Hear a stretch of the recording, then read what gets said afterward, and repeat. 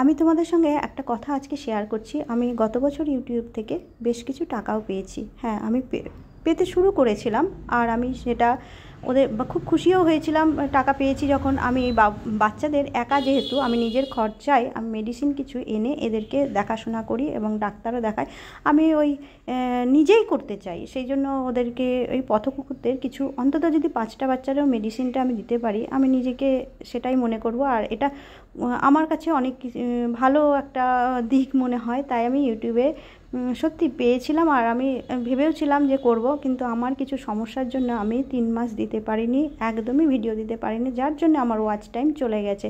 আর সত্যি কথা কি, তখন অনেক ভালোবাসাও ছিল। তোমরা সেই জন্য তোমাদের কাছে আমি বলবো, লাইক কমেন্ট অবশ্যই করবে, পুরো ভিডিওটা দেখবে। আমি সেই জন্য খুব একটা বড় ভিডিও করি না, যাতে আমি এই বাচ্চাদের পাশে থাকতে পারি। আমি কিন্তু নিজের জন্য একদমই করছি না, কারণ আমার ঘরে যেসব বাচ্চা আছে তাদের জন্য বলছি না। আমি কিছু পথকুকুর আছে যে তাদের জন্য আমি মেডিসিনটা দিতে পারি। আমি খাবার কিন্তু না, মেডিসিন দিতে পারি তোমাদের ভালোবাসা পেলে।